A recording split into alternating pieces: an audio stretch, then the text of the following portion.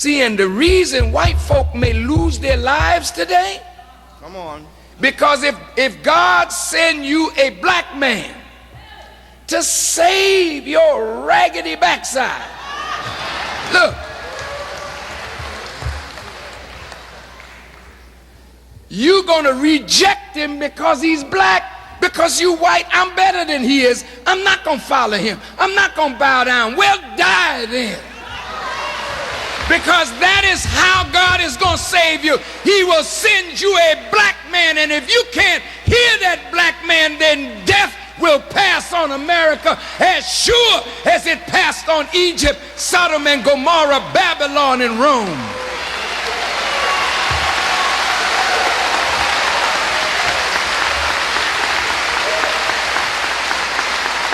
Hello good people, welcome to African Commentary. Here we learn and grow every day, and if you're new here, kindly consider subscribing, liking and sharing the videos. I will really appreciate.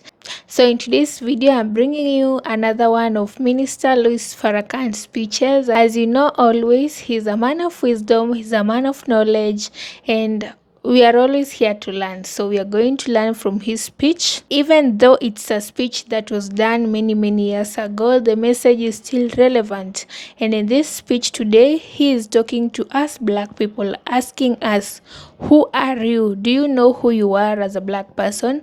So before I speak much, let's watch the speech, let's learn from it, and then I'm going to give my 2 cents at the end. Also, let me know what do you think about this in the comment section down below. The first thing I want to talk to you about is who you are. So you'll have greater expectation. Jesus said, as a man thinketh in his heart, so is he. If somebody can make you think you are nothing, how do you act? Like you think. So the skill of the slave master, if I can get my slave to think he's nothing and I'm everything, then he'll look to me and not to himself. And if you look at us, we don't think much of ourselves. Why? Because we don't really know who we are, therefore you don't know what to expect of yourself. When you're robbed of your history, see, you don't know what you did, what your fathers did in life, so you really don't know what your children will do.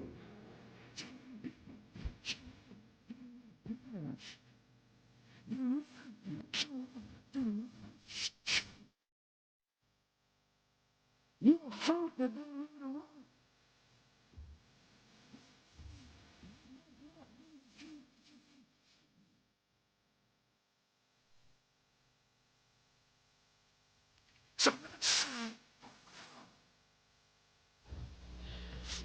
Now, the Bible and the Quran, both books, talk about Adam as the father of all human beings. Bible says Adam, Quran says Adam. Well, let's start with him, since that's where it all begins. And God said, let us make man in our image and after our likeness. Stop right there. That's a powerful statement. If you and I are made in the image and the likeness of God, then when I look at you, who am I looking at? Oh, I want you to think before you talk now. I'm going to say it slower. If you are made in the image and the likeness of God, when I'm looking at you, who am I looking at? Now, how does Jesus square with that? Would Jesus say, Farrakhan, don't mislead these people any further. You know doggone well you ain't looking at God when you look at them. Jesus wouldn't say that. Jesus said, how can you love God whom you have never seen? Oh, it's in the scriptures. And hate your brother whom you see every day. Now check this out.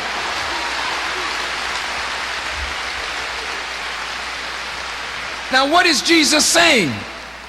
He's saying that the same thing that you love in God is sitting right up in your brother, for your brother and you were made in the image and the likeness of God.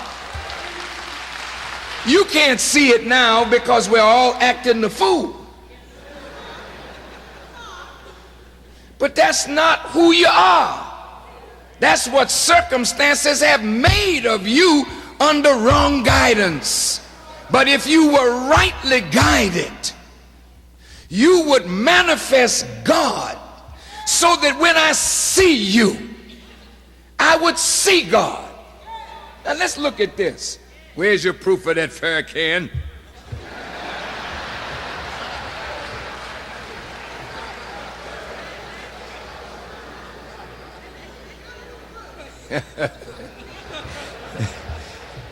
Jesus said, when the disciples asked him, Master, when were you hungry and we fed you not? When were you naked and we clothed you not? When were you out of doors and we gave you not shelter? When were you sick and in prison and we ministered not unto you? Then Jesus said, inasmuch as you have not done it unto the least of these, my brethren, you have not done it also unto me. He took the least and made him his brother. Whoa. Whoa, look at this now. You mean you the brother of Jesus? You have to be. When they said, Master, teach us how to pray, he said, pray on this wise, our Father. Wait, now let's stop right there. Stop right there. He's telling you, my Father is your Father. You are not the children of a lesser God. The same Father that fathered my life fathered your life. So how in the world can you not have respect for yourself when you are the brother of Jesus?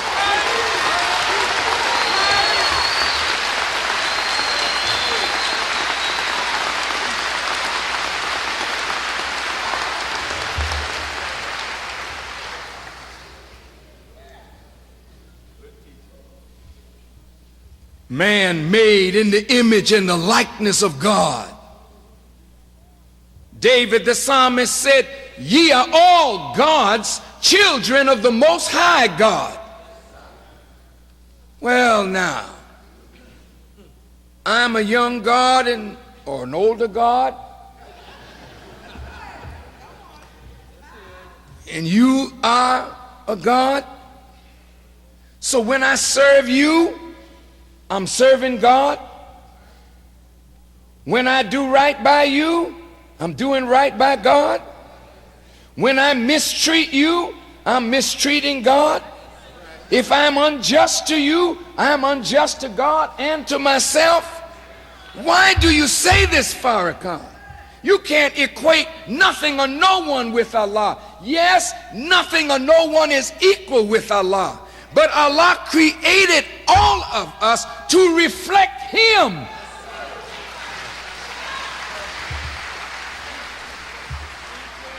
Otherwise, how can you wear Allah's name? What justifies you to be Muhammad, Hassan, Hussein, Kareem?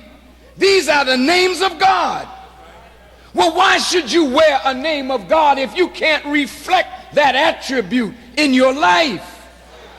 God don't make you to reflect less. Man and woman is above everything in creation. You are greater than the sun, greater than the moon, greater than the stars.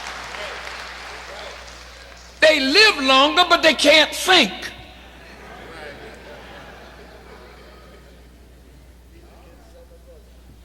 It serves you, the sun does.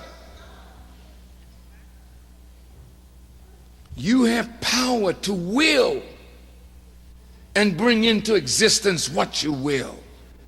That power is not given to no creature in the universe but the man and the woman made in the image and likeness of God. Animals cannot will and bring into existence their will. Animals can't vision and bring into reality their vision. Sun can't do it, moon can't do it, stars can't do it, mountains can't do it. They're stronger than you, they outlive you. But you can master them. They cannot master you. That is how powerful the human being is. But you are a long, long way from what God intended for us to be. First thing God gave man was power. First thing the slave master took from us was power. Second thing God gave us was dominion. Second thing they took from us was the ability to rule ourselves. They had to be our ruler. They had to be our master. So when they are the ruler, they lay down the rules. So the rule that they laid down for us were rules that pleased them, not necessarily God. So those are the rules of life that you've been following. Not what God laid down, but what your former slave masters and their children lay down for you. That's not adequate. In fact, it's not right. So there got to be a change of masters. And seems to me that whatever is riding you up here, you need to throw that rider off and get a rider that will ride you properly. And that's why they call the kingdom of heaven the kingdom. It's not that the king is dumb.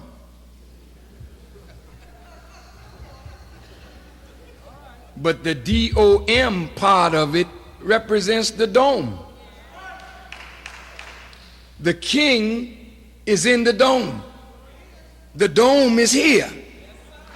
If the king in your dome is God, then you govern your body and everything around you by the rules and laws of the king that's sitting on the throne in your dome. But if your slave master is sitting up in your dome as the king in your house, no wonder you acting like such a fool. He's miseducating you. You just got the wrong stuff up here. So we got to overthrow this government and replace it with good government. This is why Jesus said, I am the good shepherd. And if the good shepherd is the king in your house, then you don't need a leader. You got one. See, most of you are looking for some leader to lead you. Well, I mean, people say, Farrakhan, you're the leader, you know, well, that's fine. I appreciate that. But let me tell you something. I'm not going to allow you to put everything on me. Like you can't think.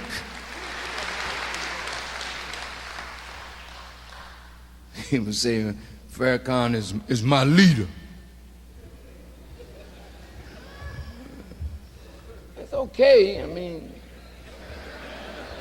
if you can't do any better, I mean, it's all right. I'll do the best I can. I do the best I can. But real leadership never makes people dependent on them. Real leadership forces the people to grow so that they don't have to depend on nobody but themselves and God.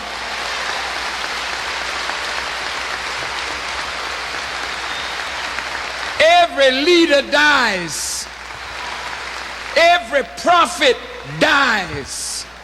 Death comes to all men. Only God is eternal. So why would anybody want to be your leader and they can't lead you forever? But God leads forever. God leads and guides forever. So the best leaders are they who take you to God and leave you there.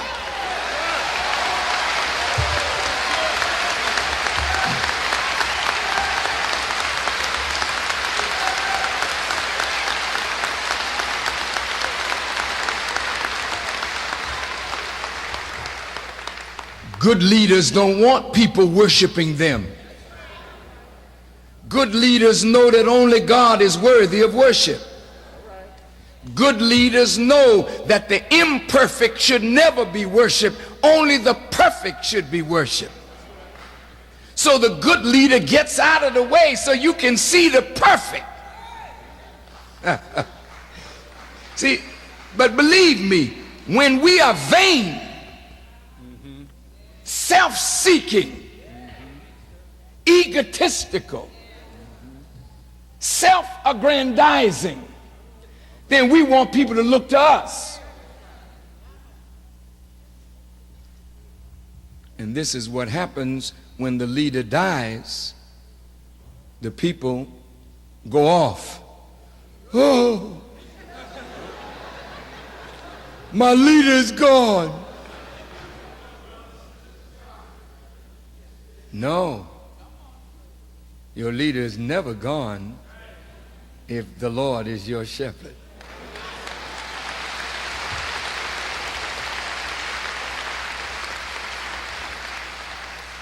Now let's look at this from the Quran, because the Quran, and every one of you should try to get a Quran.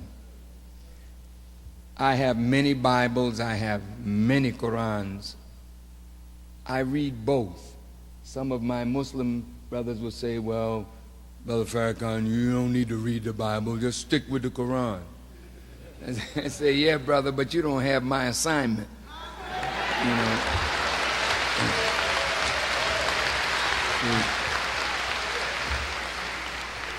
When Prophet Muhammad sat down with Christians, he didn't talk to them out of the Quran. He didn't judge them out of the Quran. He judged them out of the revelation that they claimed they believed in.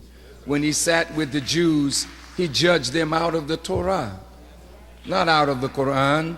So he couldn't judge them out of a book that he knew nothing about. He had to know the Torah, he had to know the gospel as well as the Quran. And when you live in the society of people that we live in today, you just can't study the Quran and not study the Torah or study the gospel. You have to know all the books that the people believe in so that you can bring them from the known to the unknown.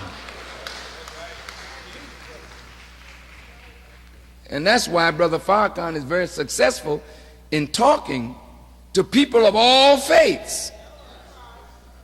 Because I believe, I believe that I understand a little better than the narrowness of those of us who fall in love with our rituals and don't understand the truth that undergird the ritual and think that we got a different religion because the rituals are different.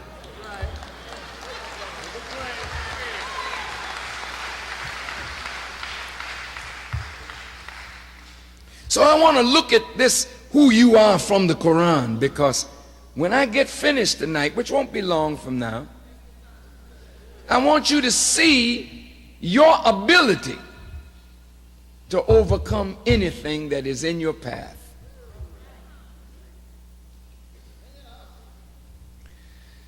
Now, you are black people, And I said, Jesus was your brother.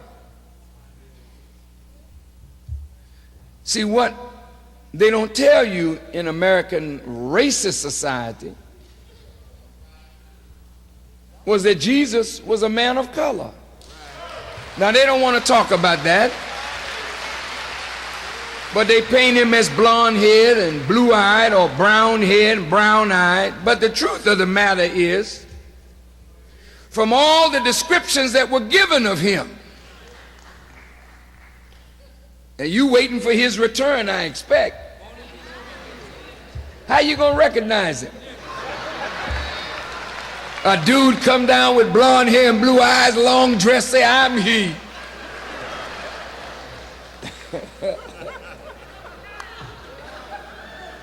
And if the book say he had hair like lamb's wool and feet like burnished brass, and he's a black man come knocking at your door, you call 911, say there's a Negro at my door talking about he's Jesus. Get the police immediately. He came unto his own, but his own received him not, because they weren't looking for him, they were looking for a Caucasian.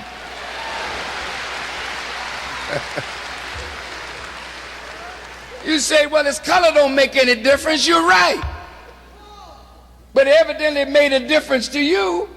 Since you painted him white, why didn't you leave him like it was? Then maybe you would have had more respect for black people, since your Savior is white or black.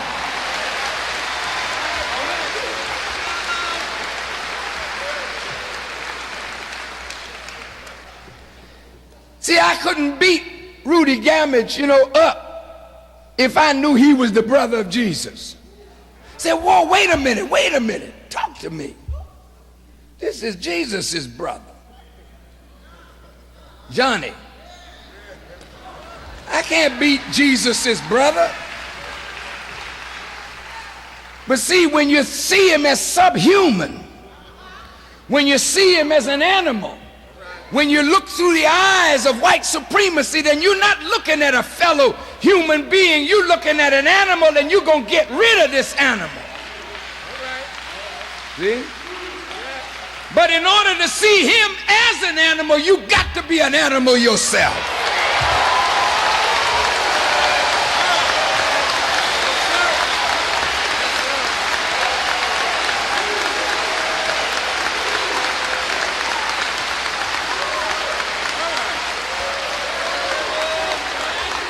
See, this is why today America needs a doctor, because America is sick as hell and the people in America are sick. You need a doctor, not a doctor to work on your body, but a doctor to work on the heads of America. That's it. Now let's look at it from the Quran.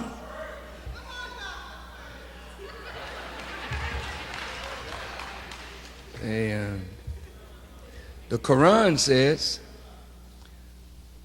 Allah created Adam.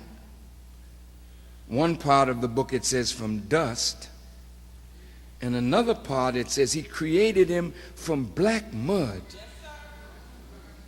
and fashioned him into shape. Now, Muslims in this audience, don't deny the truth.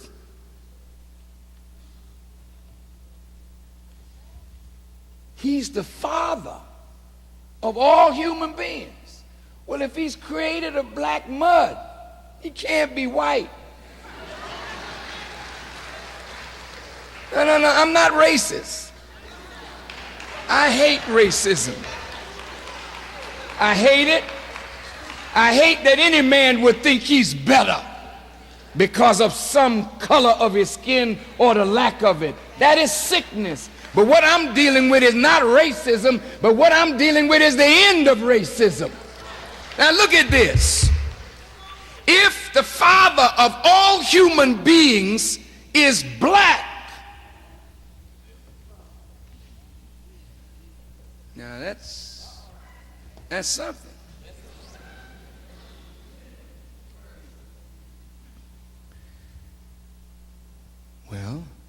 you should honor your father and honor your mother. Now the scholars of white America, the anthropologists, the historians, the geneticists agree with the Quran. The geneticist says light skin is recessive, meaning weak. Dark skin is dominant, meaning strong. That's what they say. They say light eyes are recessive, dark eyes are dominant. You can get the recessive from the dominant, but you cannot get the dominant from the recessive. So what are they saying?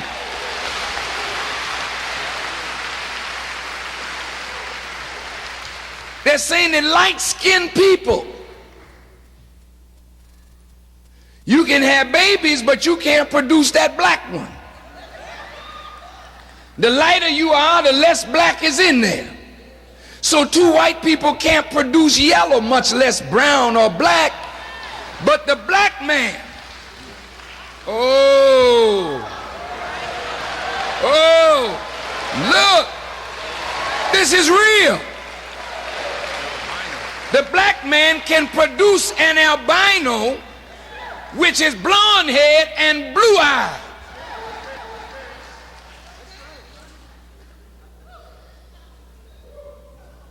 So, who is the original man? See?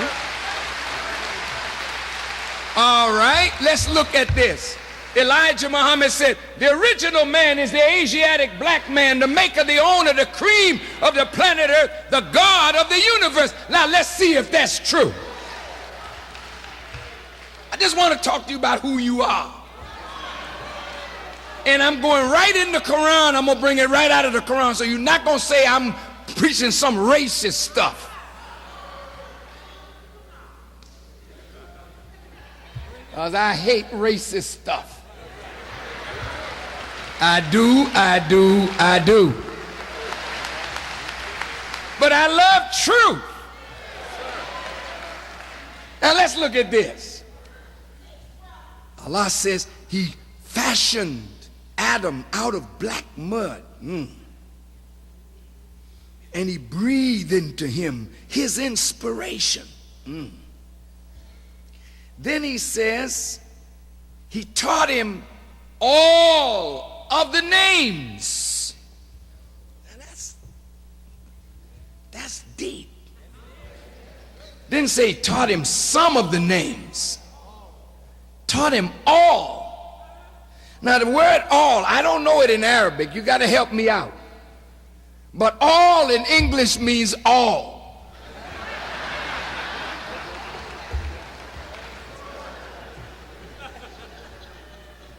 Now, look at this. Wait.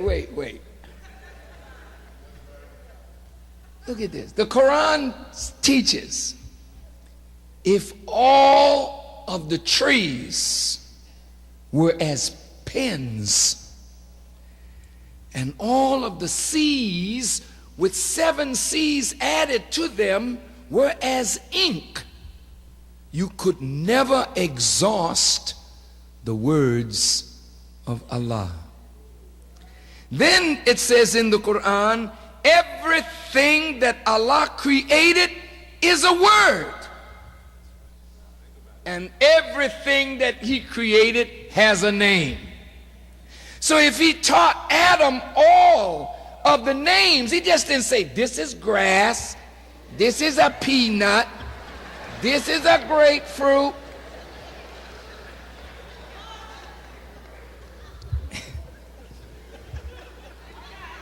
He taught him the nature, the function, and the law out of which all things were created. Why would you teach Adam that, God? Because you're going to make him a master of everything that you created, and that's why you call man Khalifa. Khalifa means vicegerent, one that stands in the place of another. He is a man standing in the place of God. And he's a black man. He's the original man. He's God of the universe by Allah's permission. Now, let's not get too excited. That is your potential. If that was in your father, that's in you. If your father had the potential to master all of the universe, how are you less than your father except that you don't have the directions of how to live like your father was instructed to live? Now look at this. God said to the angels, bow down to this man that I created. And all the angels submitted except Iblis. Iblis, God asked him this question: what hindered you that you did not bow down when I commanded you? Iblis's answer: I'm better than he is, for I am made of fire while he is made of dust or black mud. See, now when you start arrogating to yourself that you are better than somebody else and negating because of your thinking God's instruction, and look at what happened. Iblis was told, this, it is not for you to behave proudly therein, so get out of it, driven away. Now look, Satan is one remote or removed from the face of God. He is a powerful being asked to bow down, and he gives God the weak argument: I'm better, that's why I didn't bow down. You had no right to ask me to bow down to something less than I am. See, and the reason white folk may lose their lives today, come on, because if God send you a black man to save your raggedy backside, look, you're gonna reject him because he's black. Because you white, I'm better than he is. I'm not gonna follow him. I'm not gonna bow down. Well, die then. Because that is how God is gonna save you. He will send you a black man, and if you can't hear that black man, then death will pass on America as sure as it passed on Egypt, Sodom and Gomorrah, Babylon and Rome.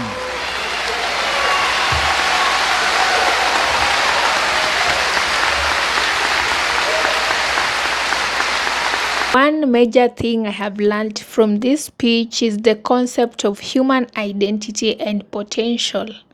Do you know who you are as a human being? Do you know who you are as a black person? Understanding one's true self is crucial for having great expectations in life. And this brings me to how the slave masters were able to capture and keep slaves for them, because they robbed these slaves of who they are. They made slaves think they are inferior, they are nothing, and so this kept those slaves for long being under the slave's master. I don't know if you get what I mean. What I mean is that when you don't know who you are, people can really play with you. They can play with your potential in life. They can lie to you how inferior you are. They can tell you how you can't do anything just because you as a person, you don't know who you are. And this is what happens to us black people.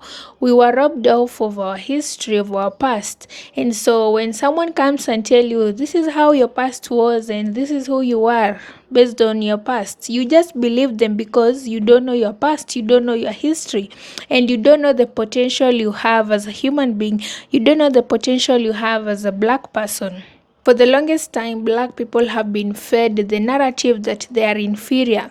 And so we have been walking around thinking that we are inferior, we are incapable, we can't do anything. This is because of what has been fed in our minds, and it's because we don't know who we are truly. But the moment that you come and realize that, you know what, I'm this kind of person, and this is what I want in life, this is the potential that I have in life.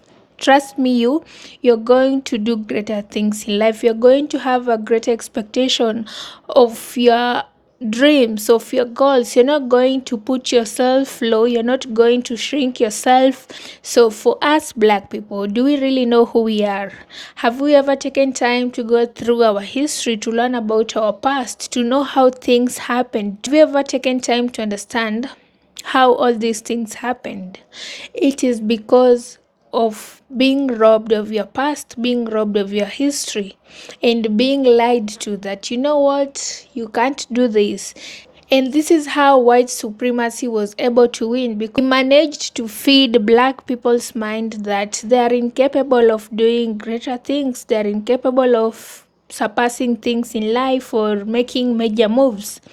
And so we let white people win. We let them be like our gods. We let them set the standards for us, to set the norm for us as black people. But one thing I'm glad is that all this is coming to an end. Black people are realizing who they are. They are realizing the power they have. We are created in the image and likeness of God. So we have the potential to do greater things in life. We have the potential to achieve a lot of things. We need to stop with the feelings of inferiority within ourselves. This was just fed to us so that they would conquer us, so that they would make us think we are less of human beings and we are not capable of doing anything. But the moment that we black people realize that, you know what, we are so great, we are so powerful. According to Minister Louis Farrakhan, God gave man power. But what did the slave masters take away from us, black people? They took power because they realized when you do have power, they can't tell you anything. So what they did, they ensured that we do not have power. We are powerless and we just depend on them. And that's how they were able to conquer our people, our ancestors. Another thing they took away is dominion, just to make you feel small of yourself and to make you be under them always. And also they came up with their rules, and these rules is what we have been following up in every system. So when it comes to media, when it comes to education, when it comes to work, they put up rules that favor them but are not favoring us. And we as black people, because we don't really know who we are, we don't really know the power we have, we just follow the rules, we just obey the rules. But the moment we realize that these rules do not favor us, they work for them, and we try and break those rules, follow our own rules, we are going to succeed and we are going to be very powerful people in the society. So black people, let's rise, let's know who we are, let's know the potential we have, let's not feel inferior anymore. Let's know that we as black people, we are going to win in this world. We are going to be we are the blueprint. So let's recognize that power in us that we have. And with that said, guys, let me know, what have you learned from his speech? What is one thing that you have taken away today? Let me know your thoughts about this in the comment section down below. Don't forget to subscribe, like and share, and I really appreciate. See you in the next video. Bye.